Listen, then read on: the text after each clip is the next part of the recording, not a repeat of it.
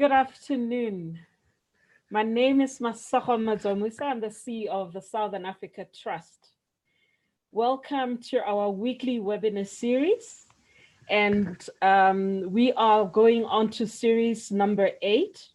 And this week we're discussing the importance of disaster preparedness and resilience in a time of critical climate change. And I think that the discussion, like many that we've been having throughout, are pretty timely discussions given what is going on around the world at the moment. There's been so much focus on COVID and a lot of focus in the last couple of weeks on Black Lives Matter and just the protest and mobilization of citizens and people across the world, shining the spotlight on marginalized populations, particularly Black people. But with COVID-19, we also saw a lot of attention being paid to what the implications of the current disaster were for marginalized peoples. As the Southern Africa Trust, we launched this webinar series in order to amplify the voices of those who sit on the margins of our economies and our political systems and society largely. Today to discuss the critical climate change issues, which in a way sit on the opposite side of the same coin with COVID. I'm joined by 3 panelists for this afternoon. I've got with me Maggie Mwape, who's based in Zambia. Maggie is the co-chair of the Southern Africa Youth Forum, and she is also the founder and executive director of the Center of Environmental Justice. She has over 10 years experience in community development and environmental monitoring, and she's worked quite widely with environmental justice organizations, including setting up one in Zambia. Welcome, Maggie. We also have with us Chikondi Chabvuta. Chikondi is the Southern Africa Humanitarian Advisor for Action Aid International and sits in the Humanitarian Action and Resilience team. She's based in Malawi. She's been with Action Aid for almost 7 years and leads the Southern Africa region's programmatic approach to humanitarian preparedness and approaches to disaster responses. She also focuses a lot on building community resilience, and I think we'll be getting a lot of great insights from Chikondi today. Welcome, Chikondi. We also have with us Wellington Mahohoma. Wellington is based in Zimbabwe, and he's a volunteer at the Citizens Initiative in Zimbabwe. He's part of the Community Initiative, which is a network of people who raise money and resources across the continent and abroad to assist marginalized communities in Zimbabwe during crisis.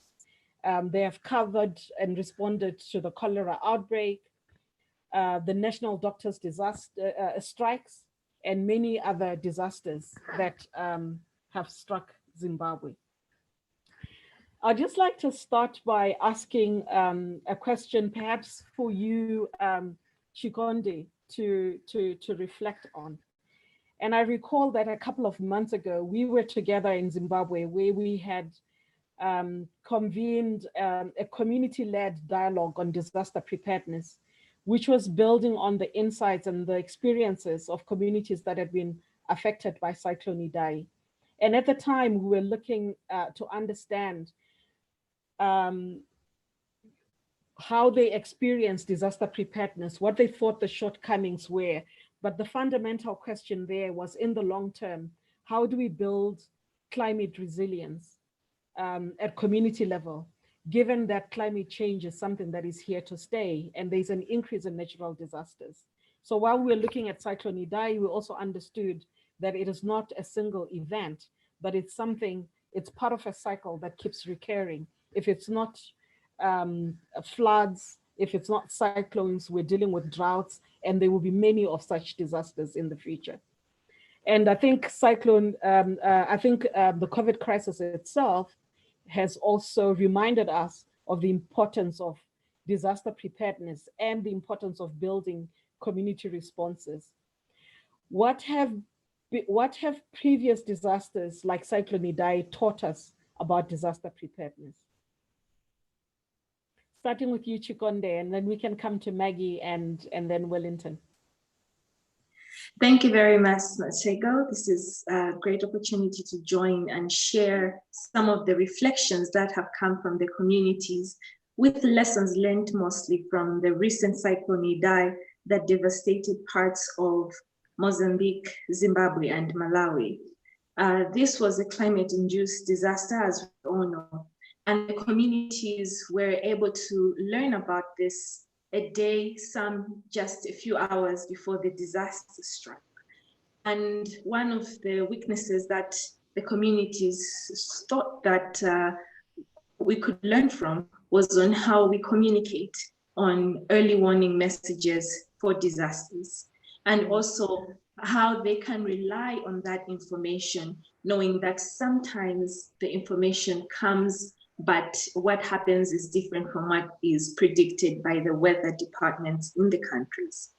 The other shortfall that came was on how countries are engaged at that grassroots level in terms of preparedness, having those community-led risk preparedness plans in place, which would then ensure that the communities are aware of the steps that they have to take in case a disaster strikes, and they should be able to do participatory vulnerability analysis on how they can cope with the disaster, move from it in the short term, in the long term, but also just to map organizations that are available for support and government agencies that are available, and even resources that are available within the community, but also that could be reached out to other agencies. The other shortfall is also on how the culprits behind climate change are not taking the lead in responding to these disasters that are impacting most of the Southern Africa communities, and they are the ones who are bearing the brunt of the disasters while they did not play any part in having this climate change. So the climate justice angle from the community still stands, and it is still present. And even in the COVID context, where now the existing vulnerabilities, the existing challenges have now been exposed more and have exposed the weaknesses that are there in terms of preparedness, not just in the Southern Africa region, but globally, on how humanitarian settings, how well we prepare, and also how we deal with multiple layers of disasters. For now, I'll stop there. Thank you. I just have thank you, Chikondi. I just have a follow-up question for you, because you talked about the importance of undertaking vulnerability analysis, and I'm just wondering, just so that people have a clear idea of what you mean by that. What does a vulnerability analysis look into, and why is it important to do that as part of disaster preparedness? All right, so a vulnerability analysis in basic terms would have to check the risks that are available in that community, who is impacted by those risks, and then the community themselves come up with mechanisms on how they can address those challenges, but not just at the top layer, but going deeper to fish out the root causes of those vulnerabilities and come up with implementable actions to deal with those root causes of their vulnerabilities. So in case of us ActionAid, where we focus more on women, we really go deeper when we're doing poverty analysis, just to check who is more impacted when a disaster strikes. So what interventions should we come up with to deal with those root causes that expose vulnerabilities further? In short, I would say that there are several tools that would assist with those processes. And the process usually goes well when it's women-led, because then you capture almost all issues that are impacted in a community setting. Thank you. Thank you. I'll come back to you on that issue around the women-led women-led processes and why that is important. And Maggie, you've been part of the environmental justice movement for quite a while and involved in a lot of the climate change related work. What would you share in terms of your insights on what previous climate-induced disasters teach us about disaster preparedness? You're on mute, Maggie. Okay, thank you so much. It's such a privilege to be part of this discussion. Much appreciated. So from my experience is that when you look at issues of disasters in the region, I would say that with the experiences which I have seen, of course, when you look at the SADC level, we do have a DRR strategy that is highlighting on how these countries can be helped in terms of technical and financial support in dealing with climate-related hazards. And from my experience, when I look at what happened in Mozambique, Zimbabwe, and Malawi, as a region, we are not ready in addressing hazards because when it comes to finances, of course, when a hazard comes, we still have a challenge in addressing that hazard. It is very clear we do have strategies, we do have good implementation and interventions, but when it comes to having them implemented, we are having a challenge when it comes to the resources. That is one. And secondly, even in advocating for climate justice in the region, my experience is that as much as we do have a number of initiatives and innovations, we are still having a challenge in implementing the strategies which we have as a region and as Africa. So even when it comes to the programmings as an institution, yes, it still borders on the challenge of having the financing and implementation. When you look at, I will give an example for Zambia. We do have a disaster risk reduction strategy, which is implemented by the DMMU, that is a Disaster Management and Mitigation Unit in Zambia. It is a good document, but when it comes to implementation, we still have the challenges of financing. Currently in Zambia, we had floods which affected almost 14,000 households in Mwape province in Zambia. And to what we saw on the ground, even when it comes to helping these communities, civil society organizations, they had to come up with a campaign called Women Aiding Women to support women that has been displaced as a result of hazards. So what I would say is that the disasters, we need to be well prepared. Like I stated earlier, we do have the interventions that we need to do. We have the strategies which we have implemented, which we have designed, but I think everything is bordering on how can we support our countries in the implementation of the strategies which we have. And you can remember that even when we had the hazards, floods in Zimbabwe, Mozambique, and Malawi, SADC was not able to raise enough resources to help those countries. So I do believe, and I'm confident, we do have interventions and strategies, but as Africa, we are still struggling on how best we can raise resources to implement those strategies which we have in an event that we have hazards, whether it could be natural disasters, whether it could be because of floods, it's still bordering on that. And when you look at the COVID situation, already it gives us an evidence to say even other future hazards which we can experience as Africa and as a region, we still have a challenge to address them. We saw in a number of countries whereby they actually struggled to find enough hospital spaces, bed spaces, where they can accommodate people that were ill with the COVID. And we had to depend on calling for aid from the Western world to come and help us in terms of even the vaccine itself. We are still struggling on it.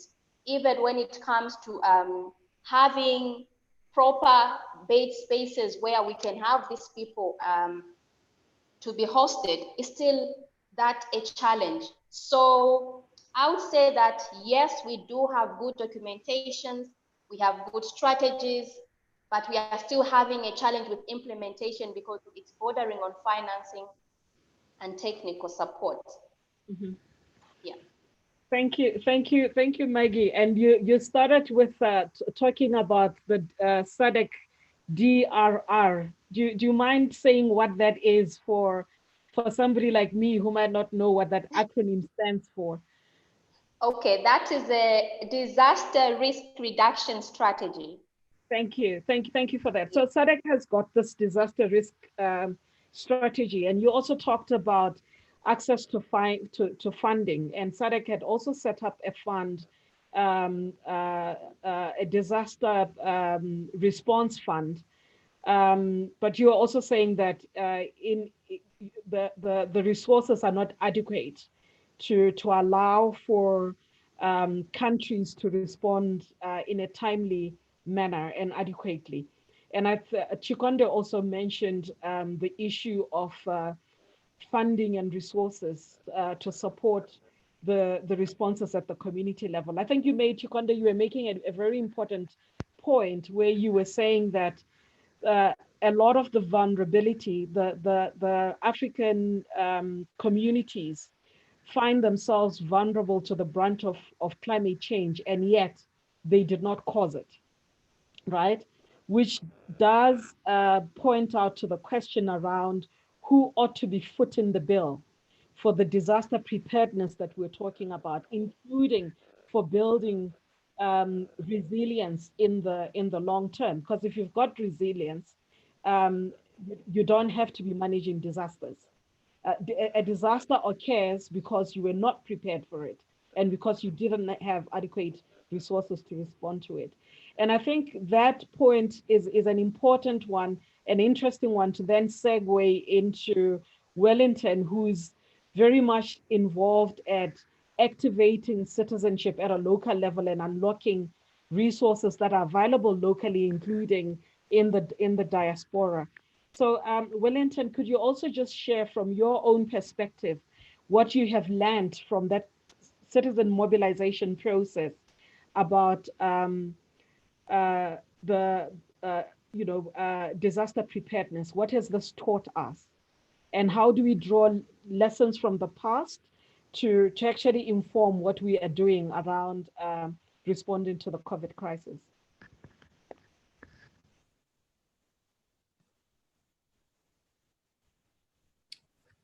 I think you're still on mute, Wellington.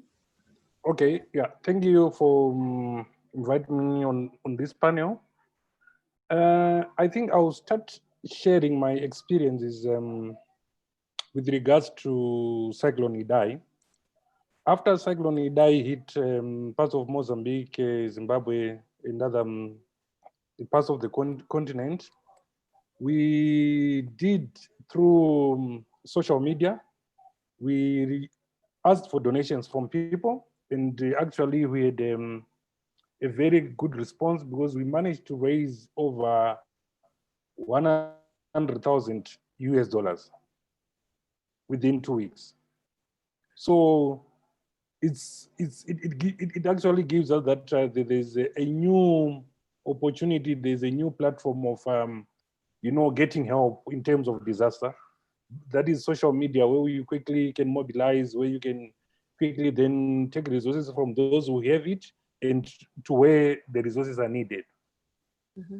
But then this gets to me, like Maggie was talking about finances. In my experiences then, it's a bit tricky. Yes, we don't have finances, but with the few finances we are getting, what is happening to that? It's so sad that it's so sad to be talking about corruption, you know, in times of disasters. You know, we would expect that everyone is, you know, they're supposed to be honest. We are supposed to be taking care of our own people who are suffering. But, you know, it then becomes a problem when we start talking about what? Corruption in times of disasters. Just to try to explain what I'm meaning here. Currently, we are facing the COVID pandemic globally. But when you come to our context to Zimbabwe, we also did a fundraiser where we, you know, we tried to give PPEs to frontline workers. Those are the healthcare workers, so that maybe we just, you know, assist. But, you know, after you donate a little of what you get, then you pick from the media that, you know, the accusation that, you know, there is, you know, massive corruption within government. You know, they are taking, you know, lots of money, you know, it's sad. So to me, the issue of finance is a bit tricky. Yes, we don't have money, but more importantly, what is happening to the little money what we are getting? Then it's also one thing which really worries me is that, are we learning anything in terms of being prepared to deal with the, you know, disasters? You know, after Cyclone Idai, there was floods. You know, it's only about 7 months later, we had floods in a place called Binga. You know, my understanding was that, you know, after coming from Cyclone Idai, we're now supposed to be able to deal more effectively with disasters like floods, because we could even then easily take what we learned from Cyclone Idai and quickly apply it to the floods in Binga.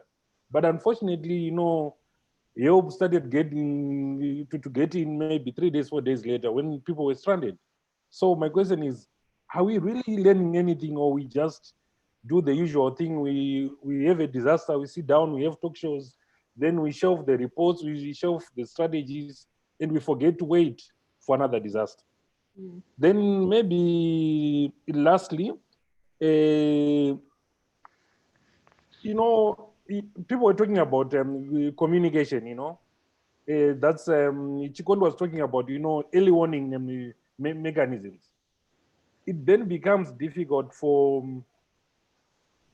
authorities to warn communities. If there's mistrust between the authorities and the communities, then it all then goes back to the issues of governance, you know, and trust between communities and authorities. So it's a whole lot of complex issue. And, you know, I was telling your colleagues that, you know, maybe I'm going to be actually to struggle to package my presentation, because there's a lot to share, and, you know, it's a mixture, it's a cocktail of things. But for now, I think I will end there. Yeah. Thank you, Wellington. I think you've raised some critical issues. The one is around corruption in a humanitarian crisis, in the context of a humanitarian crisis, and just accountability in terms of how resources are used once they've been mobilized, right? But you also highlighted the issue of trust and credibility of the information that is sent out to communities, and whether or not they use it to respond appropriately is critical. I wanted to go back to the issue that you were raising around, are we learning anything? And to go back to Chikondi, because I recall, again, in the citizen-driven dialogue that we had in Zimbabwe just before the lockdown at the end of February, there were some interesting insights that were coming from the communities themselves, particularly coming out of Malawi. They'd been hit by disasters in 2015, a flood in 2015, and then Cyclone Idai. But the damage of Cyclone Idai was not as bad as 2015 had been. And there were some interesting things that they shared around how you build community institutions, as well as you know, embarking in the vulnerability assessments that you spoke about, and what you then do with that information. Chikondi, I wonder if you might want to share some of that insight, just in terms of what are the key lessons that we're learning about building, the importance of building community institutions, what works well, and lasts beyond these short-term interventions when we are responding to an event as it happens. Thank you for that. It is really saddening to know that disaster after disaster, there seems not to be any learning happening, especially with the duty bearers. And the communities have been talking. As Masego shared, the last meeting that we had with the communities, they were very powerful and they were very strong on the need for them to be involved in planning and to ensure that the grassroots structures are actually working. In all these countries that we are talking about, there's the decentralization policy in place. Unfortunately, this is not being practical in the way the communities are involved in local level advocacy proposition, local level development of implementation strategies per their district or province or whatever ward or area they're coming from. So it does go down to community involvement and making sure the community is leading on how we respond to these disasters. Listening to them, they also have indigenous knowledge that they would want to be mixed with scientific knowledge, and then this together informs how we do programming, but also how we put people accountable when the plans that they have developed as communities do not become reality. An example that Wellington has shared from Binga is one clear example of we have learned of the need for speed, and these are just pure humanitarian principles. You need to respond as soon as possible. But what is holding governments back? What is holding the SADC or any other duty bearer back when it comes to this? I think it's a matter of the communities leading in ensuring that the rights that they are entitled to are respected. The dignity that is supposed to be upheld in or out of emergency has to be upheld. And the communities have to take lead in ensuring that their voices, their rights are met.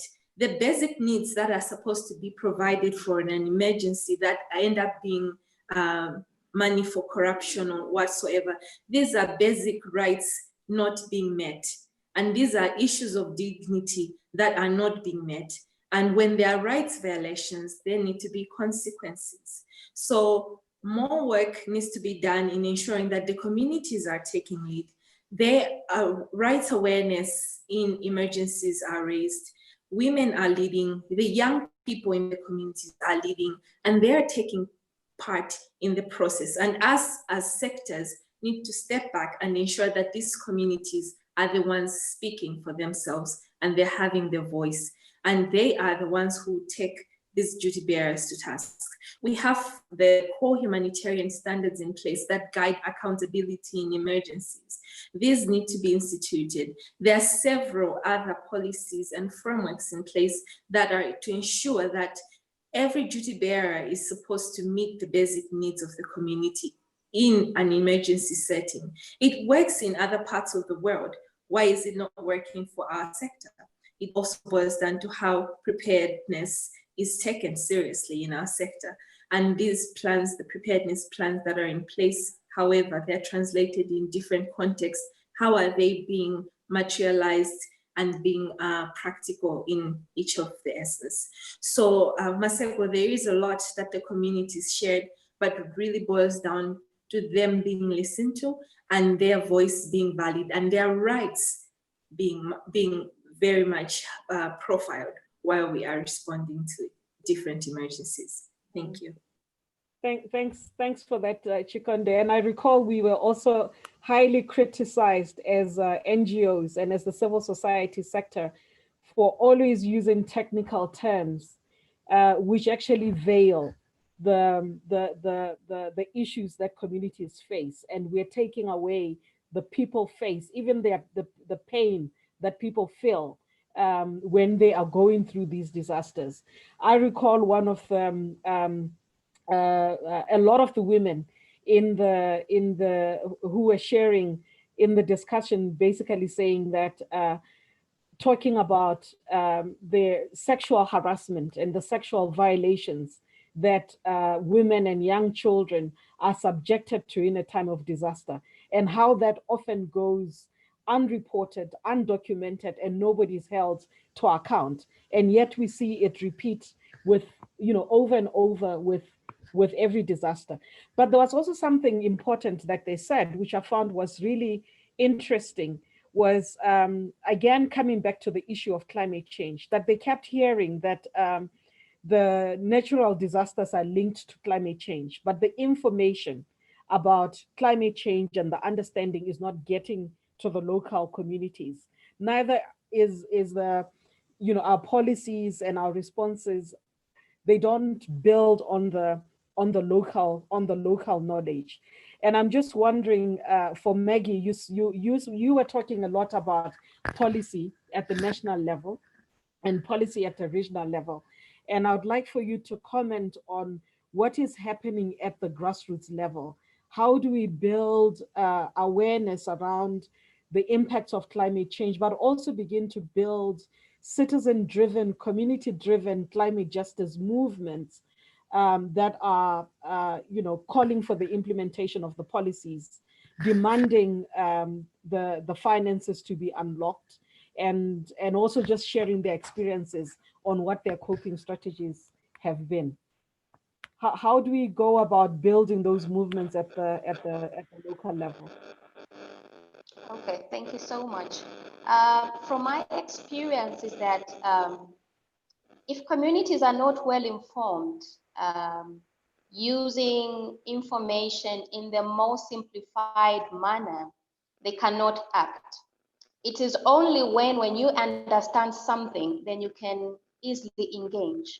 So for us as an institution at country level, what we do in the communities where we are working is that we have tried by all means to simplify climate change terms in local languages so that the communities are able to understand what their role is, and then for communities to understand what are their rights in advocating for climate justice. And what we have done as an institution, when we are meeting these communities, we do have what we call the community action groups that includes the traditional leaders, the youth, the women, and the civic leaders. So in sensitizing the communities in understanding their role and what are the impacts of climate change, we are now slowly able to see communities having interest in learning more of what they can do.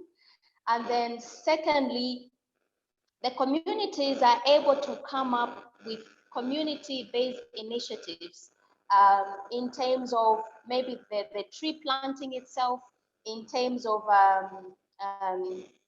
recycling, of course, in terms of them wanting to have alternative energies. But when it comes to alternative energies on the ground in addressing the climate change issue, the challenge is that they cry for the communities that as much as we go with information, we are telling them what alternative energies are available, they are not accessible and they are not affordable. So how best can we have innovations of addressing climate change that would make the communities be able to use and apply in a more easy manner? What I've noticed is that some of the innovations which we're having currently, the communities cannot even operate them. So how best can we have even innovations that are coming from the communities on the ground? Thirdly, what we have noticed as we are engaging these communities on the ground is that they see there is a gap between them as communities and the policymakers, because most times we are not engaging the communities in times for planning and implementation, and when it comes to monitoring and evaluation. And already we don't want to see a situation whereby policymakers are imposing certain issues on the communities without them having a full understanding, because if they cannot have ownership of a certain process, it becomes very difficult for them to be part of that policy or that program. And what I believe in, even at policy level, when they are designing these preparedness plans, they should, and I'm sure they do have ideas of where they will raise these resources from, either national coffers or through partners. But again, when it comes to usage of resources, how accountable are they? That is a question that is coming up, because communities are saying, we have heard that governments, they have raised resources for these calls, but we cannot see it happening where we are. Yeah. So we need to empower our communities to be advocates. We need to empower our communities with information. We need to empower our communities to have enough knowledge of what is happening in their nations, because if they do not have, we have resources for climate initiatives, they cannot do anything. They can talk about it, but it is our role as civil society organizations to share information to the grassroots and also help them to come up with initiatives that they can implement where they are. Thank you, Maggie. I like where you're going with the tracking the climate finances and the climate resources. There's a question which I'd like for Wellington to pick up, which is around, somebody says, thank you for highlighting the tragedy of corruption. Can technology assist in tackling this, or is there a way forward more on broader political and cultural change? And then let me just read the next one because it's related. And so you would go first, Wellington, and then the other colleagues would come on board. It's also that the issue of funding, this is from More Blessing, the issue of funds is a serious one. Even with the SADC Disaster Fund resources, the resources aren't enough. You'll recall that SADC was only able to mobilize $300,000 for the COVID response, and the need was much larger than that. Would it be worth it for countries in the region to try the African risk capacity? Wellington, first on the question of corruption, and then anybody who would like to take the question around accessing the Africa Risk Capacity Fund.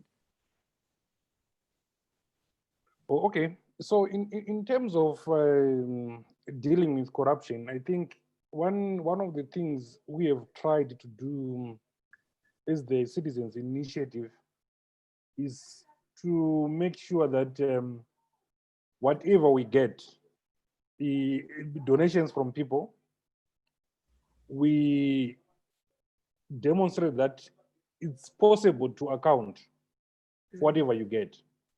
If you get $20, you need to account for that $20. And we should also go beyond just accounting, but also making sure that we get the value for the money we get, or the finances, or whatever the resources we get. We really need to emphasize on getting them the value for money. So in terms of, using technology then to make sure that we deal with corruption, there are huge opportunities. For example, you can actually track the progress on a particular project using social media. You can actually make sure that you quickly share information, because I think one of the things which allow people to get away with corruption is that people are not getting information timely. So if you can then quickly share information concerning funds, finances, projects, and everything, it will in many ways assist in dealing with with corruption. So there's a huge opportunity in terms of technology.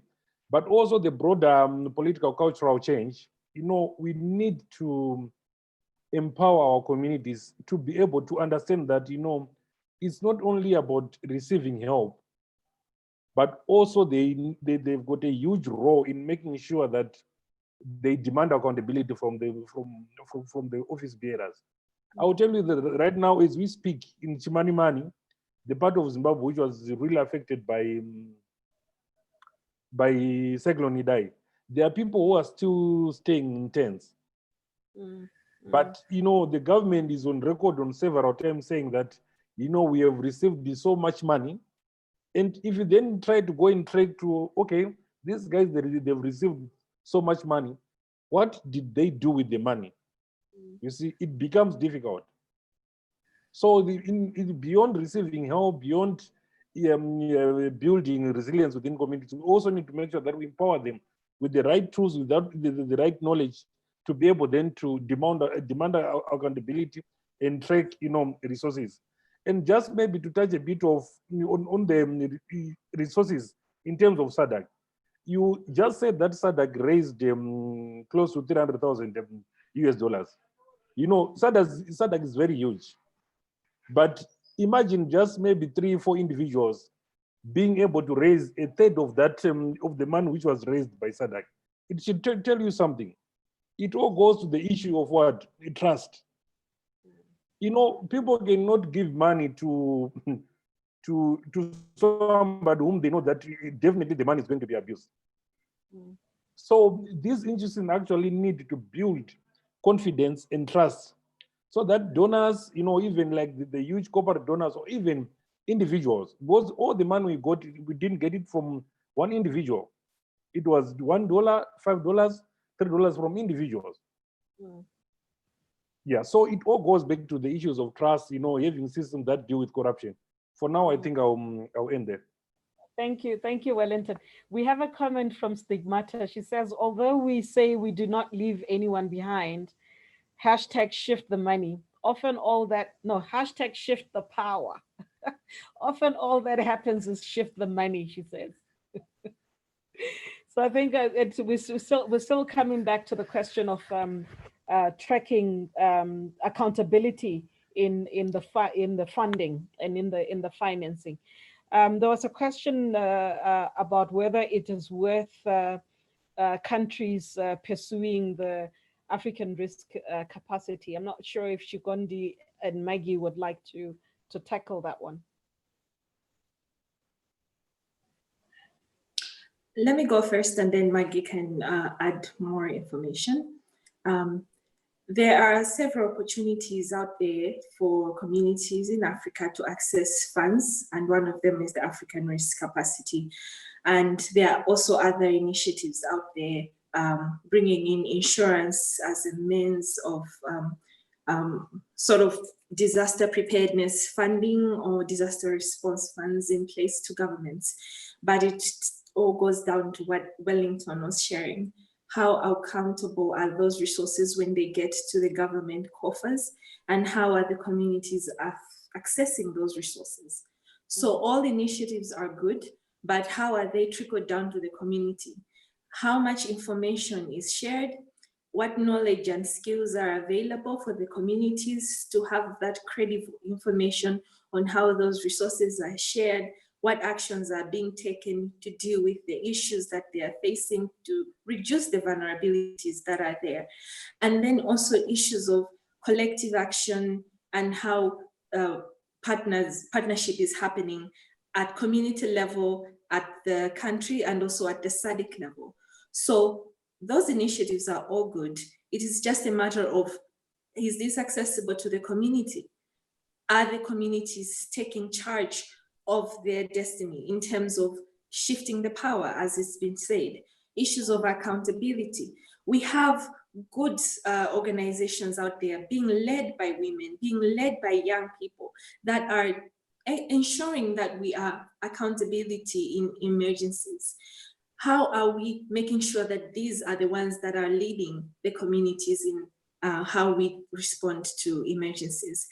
But as time and time goes, And as more emergencies are happening, even in the context of COVID-19, the issue of decentralization that I mentioned before is still not being practical. These resources are still being held at central government, and the communities are not accessing these resources. So at the end of the day, there are those pockets available, but if they are not accessible to the community, then they are as good as useless. So we should make sure that the communities are making sure that they have strengthened institutions in place, and they are able to influence policy and influence the agenda on how funding is done and how funding changes their livelihoods for preparedness, for response, and for recovery, for longer term resilience.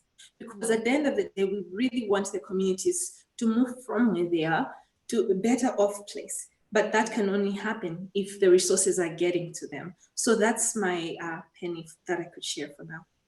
Yeah, thank you. Thanks for that, Chikondi. And before Maggie comes on, there's a comment which I think is also relevant to the issue being discussed here from Lee. And he says, technology can enable transparency in disaster response and planning. Small and large organizations need to prioritize adopting technology-based solutions. Hashtag use the money for good, he says. Right, Maggie. Thank you so much. Like it's been stated by my colleagues, is that yes, we do have funding opportunities. Even today, when you go online and Google, the funding opportunities will be there. The challenge is the criteria of who qualifies to apply for those funding actually disadvantages the communities, disadvantages organizations that are led by the youth or young people. I've had an experience myself 2 years ago where our organization developed a project, a community-based project on climate change. And when this potential donor saw it, was like, no, you can't lead this project. You need to have a lead organization that has been in existence for more than 25 years. And I said, will organizations access resources because they've been in existence for a very long time? Or are you going to support organizations because they are having initiatives that are life-changing? So for me, it also becomes a challenge because yes, we do have the fundings available, but we are not able to access the resources. And what I'd love to see is that young people are actors of change. Young people are pillars of economic development. If only we could also have criteria that does not disadvantage youth organizations or the community-based organizations in accessing these resources, I think it is going to do us good. Because currently, if we cannot access resources as much as they are available, it's like they do not even exist. So for me is, yes, fundings are there, but I think the criteria of who qualifies to apply, mostly those are affected, which are the communities, they are unable to access the funding. Thanks. So a lot of the issues that you've surfaced, especially around the access to financing, issues around access to information for communities, around the importance of doing the vulnerability assessments, many of the issues that you've raised. I mean, as civil society, we've been having these conversations for a long time. The question I have for you, and we tend to have these conversations in silos, right? Your climate justice, environmental justice organizations will have these conversations on their own. Humanitarian organizations are on their own. Development organizations are on their own. The anti-corruption movement is an entire world of its own. Why is it that we're having these conversations in silos? What will it take for us to bring these together and build stronger movements, and particularly investing in community-driven initiatives. How are we going to get there? How are we going to get to a space where communities, large scale, are the ones demanding for the change and the issues that you've all been raising?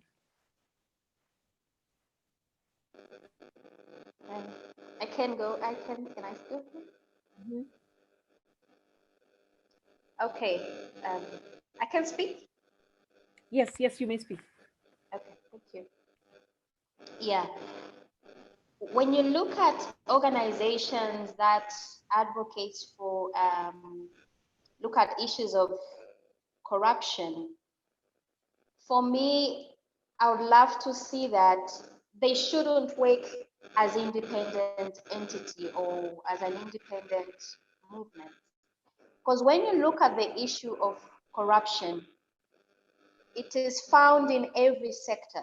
It could be health, it could be environment, it could be food security. But Maggie, sorry, I'm going to interject and challenge you a bit. You run the climate, the CEJ, right? Center for Environment Justice. Center for Environmental Justice. How are you, as the Center of Environmental Justice, going to get to a point where you're connecting with the other movements, working with the anti-corruption agenda, building the institutions at the local level, unlocking community philanthropy?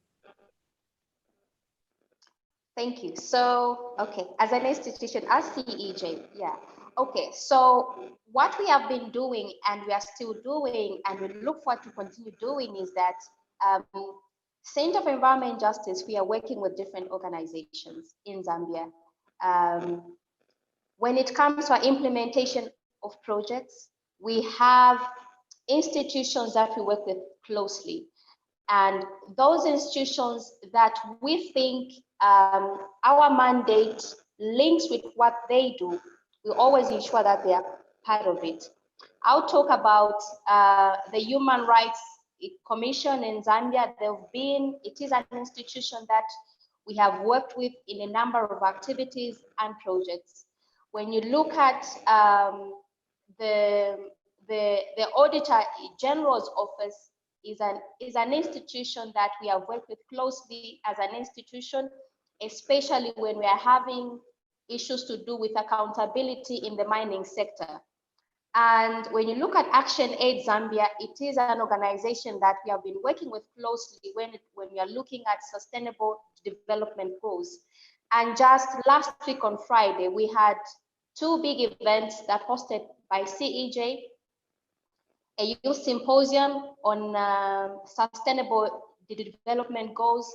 We were trying to establish a youth platform that is going to look at different issues, how we can work as one and have one voice, because we believe that in having one stronger voice, we can change a number of things. And apart from that also, we had a civil society symposium where we were looking at how can we push the agenda of environmental justice and climate change.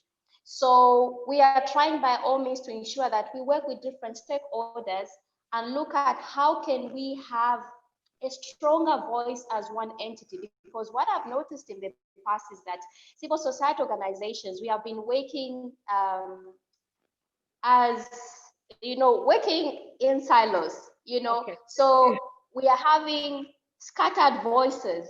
We need to have a stronger voice. If the civil society gives a statement today, even the government will be able to believe that the civil society have spoken. If the youth issues a statement, it will be a statement that the young people, they have spoken. So we need to work as one voice. Yes. Thanks for that. Thanks for that, Maggie. I'll move to Chikondi and then to Wellington. We are running out of time. I haven't managed the time very well today. Chikondi. I'll try to be very brief. All of us agencies in the Southern Africa region, we are all aiming for resilience. and for communities to be resilient when disasters strike, climate-induced disasters, health-related disasters. We are all aiming to have resilience and have our communities build back better after the impacts of the recent flooding, Cyclone Idai, and droughts. So we can only do that if we work and support one another.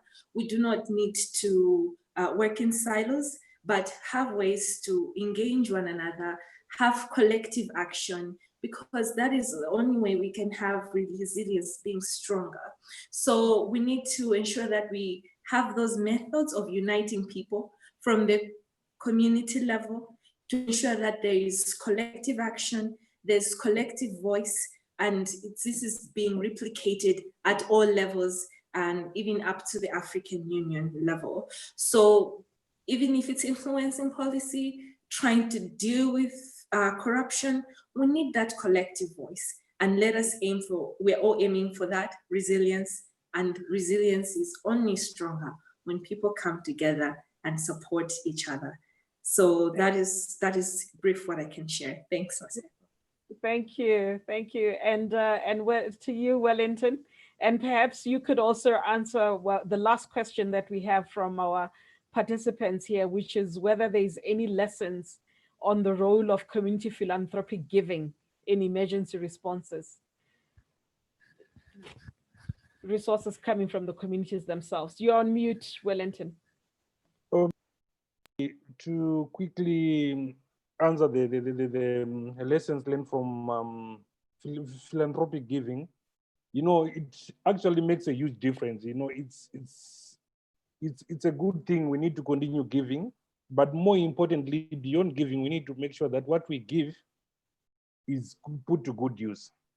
And we should stop talking about all these huge, big ideas, huge, complicated ideas, big words, big policies. It's simple. It's simple. We just want our communities to be able to, to take care of themselves. It's simple. We need to act small to achieve big.